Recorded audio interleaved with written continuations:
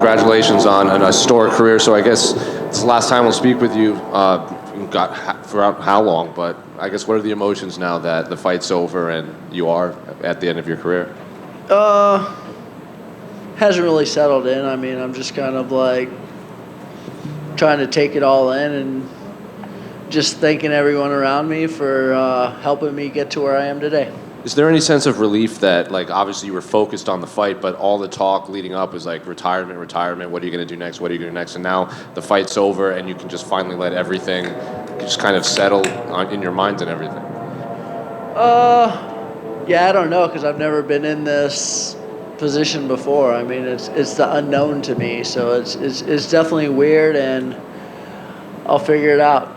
And what did you think of the video tribute? We've never really seen that in MMA. A lot of people online are saying this is one of the better retirement moments we've ever had in the entire sport, not just the UFC. It's an honor and a pleasure to freaking see that. I mean, the UFC and Dana did a great job of honoring me. The fans did a great job of honoring me and my career and everything I've given to the sport, and it's happy that everyone's embracing what I've tried to do, and I always try to go out there and knock people out and fight, and I always enjoyed it, and it's just a long, crazy career, and I've always loved MMA, and I guess that's why I've been able to do it for so long. Well, looking at the actual fight, could it have played out more perfectly for you? First round knockout? Yeah, no, it's definitely you want to get in there and get out if you can. It was like what makes this retirement pretty easy for me is because this is the first day I actually felt good during this whole camp. So it's like, okay, like, but that's really what you want, though. It's like try to figure out to be a way to be really good on one day at your best, and I was able to do that today. What was going on in camp that you didn't feel that great? Stuff doesn't work like it used to, but obviously it does here and there. So like there was flashes, and you like use those flashes to be like, okay, there it is. Okay, can we keep that going for the rest of the camp? But then it's just like up and down. Like it's just hard to recover, and it's hard to push yourself the way I'm used to pushing myself and doing the extra. It's hard.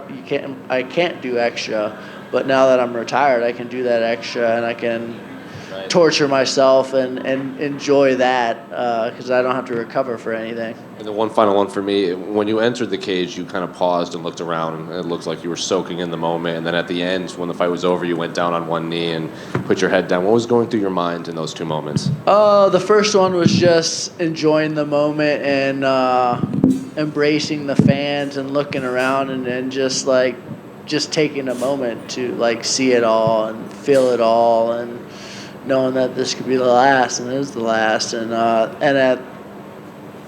after the fight, I took a knee, and I was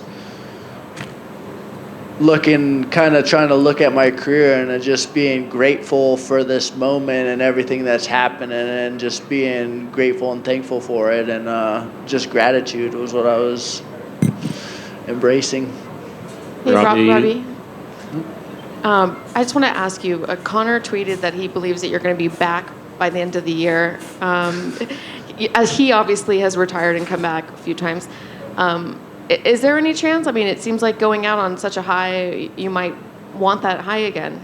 Why, does Conor want to fight? Oh, I don't know. Would you come back for Conor? I mean, that's a big fight, but no, I mean, I'm not really thinking about those things. I mean, I felt good today. That's the thing. If I felt good for 7 full weeks and like that type of thing, and the fight only went for so long, but you never know. But I feel good with everything I accomplished, and this is definitely a good way to go out. He did say he thought you'd be back by the end of the year, and he thinks he'll fight in December. So I don't know, maybe he's hinting at something. He's just trying to get me gassed up, I'm sure, but I'm not focused on any of that right now, just relaxing and trying to embrace this moment. Thank you. Robbie, this was your first round finish in 10 years. I know with these 5-round fights, you become very good at pacing yourself and, conserving your energy and picking your moments. Were you surprised at all to see him drop, and were you throwing, extreme force into those punches, trying to get him out early?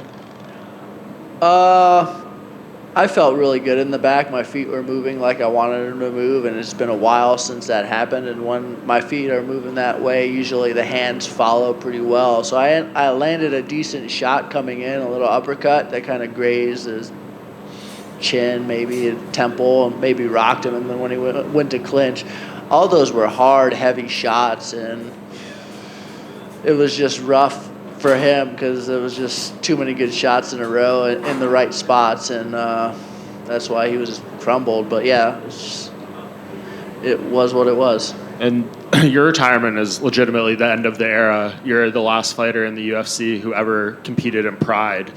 And that chapter's all gone. I mean, what do you think that kind of means? And like, if you could send a message maybe to this next generation of fighters, they kind of say they aren't built like you anymore. Do you kind of feel that way? Yeah, I mean, I've fought a lot of different styles of fighting. I mean, I've soccer kicks on the ground in Hawaii. It's definitely an end of an era, but I mean, this era coming up's really special. We're going to get to see the growth. It's going to explode, I believe. There's a lot of talent out there. There's a lot of exposure around the world, and I see this sport just becoming huge. Hey, Robbie over here. Just want to clarify, because we do see this where fighters, retire from MMA. Bare knuckle fighting, anything like that, does that interest you at all or no? No.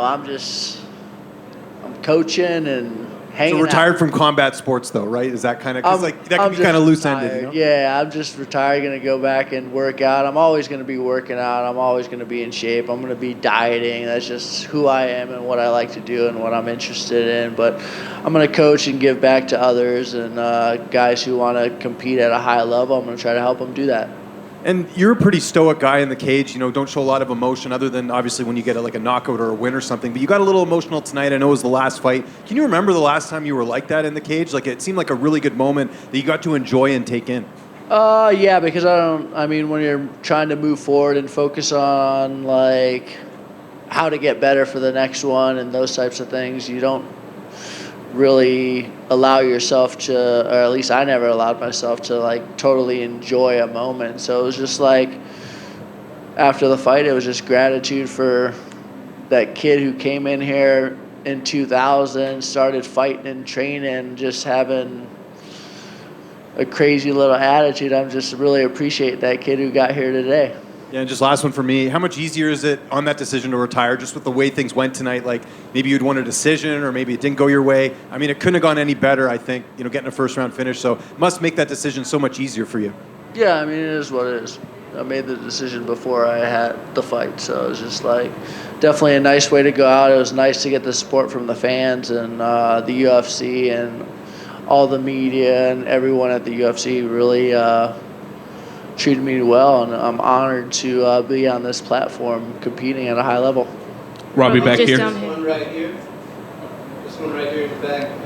Robbie, I mean, obviously been a fighter for so long. We all remember, how you work getting in here. Monday morning, you wake up, you're not going to have a fight or look forward to a fight for a while. Have you thought about what that's going to feel like for you? Just like, hey, now it's officially the rest of my life. No, really haven't thought about it. It's the unknown for me. It's at first it was kind of scary, but now I'm just kind of like, whatever. What could be worse than going on a freaking fight, right? So like, I'm good. Robbie, just down here. For the whole run up to this weekend, there was a lot of talk, obviously, about the retirement. The Hall of Fame as well. Was it hard for you to not be emotional in the run up to this fight, especially with the press conference? A lot of people had, some great things to say about you. Was it hard to keep that composure at all?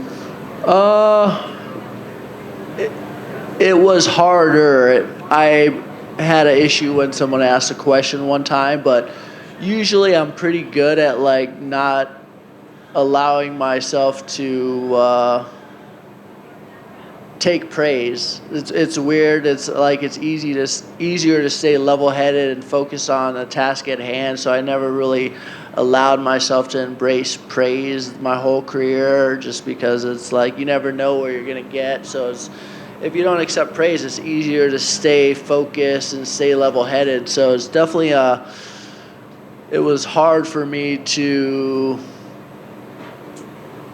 I wouldn't say hard. It was just different for me to embrace that because I've never done it before. Did it kind of come out, when they were playing the highlights to you in the octagon? Did it come out there? Is that when it showed? Yeah, and how the crowd was. The crowd definitely appreciated what I've done for this sport, and I felt it today, and I felt it all week, and that's really what it's all about. It's touching lives and touching individuals, and it's nice that all these fans giving back to me, and it's an honor.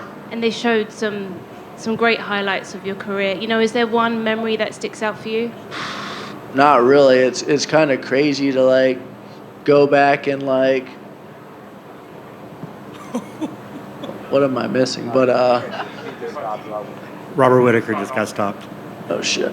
Yeah, it's just hard for me to go back and just pick one moment because it's just been a long, storied career with lots of moments, lots of big moments, lots of ups and downs, and it was a grind, and I enjoyed all of it. Thank you. Robbie, back here. As human beings, it's really hard for us to kind of take a moment and smell the roses. Do you feel like your career went really, really fast, or no? In that moment when you said you had gratitude, did it kind of just feel right? Yeah, it felt right. It felt like all of a sudden just like, man, it's a lot. That's why I don't focus on it, because I mean it's 23 plus years of just grinding and trying to fight at the highest level and trying to stay focused on bettering myself and staying healthy and eating right and just sharpening my skills and figuring out a way to get the job done day in and day out. So it's just having gratitude for everything that I accomplished, the fans, how they're treating me, how the UFC's treating me, how the sport's treated me this whole time, and definitely appreciate all of it.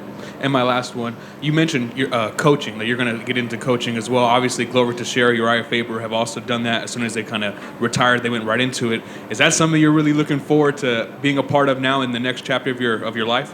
Yeah, I've been doing that for a while. That's kind of what you do. Like when I first started fighting, everyone that I trained with, they were helping me as they were fighting. It was like, all right, how can we sharpen this kid's skills?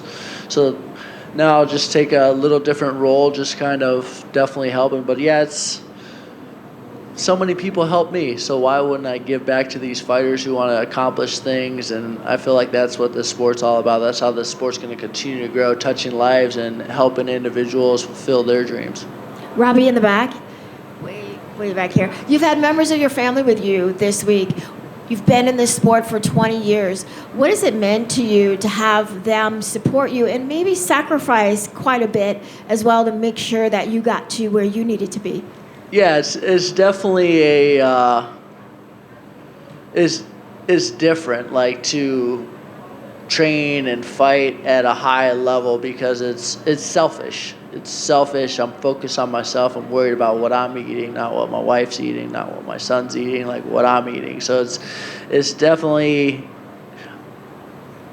very selfish, and it's hard, and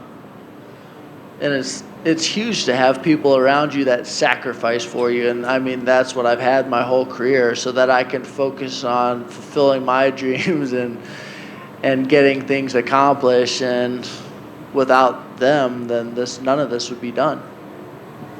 Hey, Robbie, you have 3 Fight of the Years. You have one of the most iconic pictures in all of MMA. I guess how does that make you feel?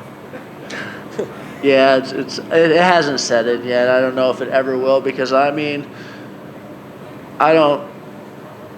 just never really allowed myself to appreciate it as much. What I will appreciate is how the fans accept me and what I accomplished. Like, taking that in is huge for me, but I'm not sure if I'm ever going to be like, all right, oh man, patting myself on the back too heavy. Of all of your time in this sport, training partners, opponents, who hit you the hardest? Ooh, man, there's been a lot of guys on it. Jason Jackson's hit me hard. Drew McFedries has hit me hard. Jens Pulver's hit me hard with freaking liver shots before. So, it's just, Pat can freaking kick and punch. So it's just lots of guys have hit me. So Tim Sylvia, I mean, when I first started fighting, it was like you trained with the heavyweights, you trained with the light heavyweights. It was like I thought maybe I was going to have to fight heavyweights when I started. So like it's just different. And then finally, coming up through Team Miletich, and now you're with Killcliff, and you've been through so many gyms. Like, how, like, would you go back and like not train as crazy as you did? Because man, those early gyms were just so savage, and now it's the culture has changed a little bit. Would you change? No, I wouldn't change anything. Because if you look at my career and those things, I did those things. I took time off from sparring. I took 2.5 years off from sparring. I did those. I adapted, and even though everyone else was doing it a certain way, I think for myself and always have, and I'm always going to be doing that and trying to figure out what's best for me. Congratulations. Robbie, one more over here. I get one of the legends of Robbie Lawler that's kind of come up this week. Drick has talked about at Media Day that you've never attempted a submission. Is that true?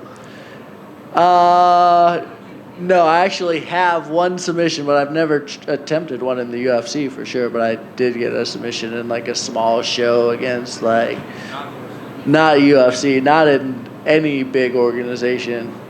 For so many years, like you said, 20-some years, you've always been top physical form, always training, all that other kind of stuff. Now it's done. Are you going to reward yourself, give you like 6 months or so to get a proper dad bod on? Or is it...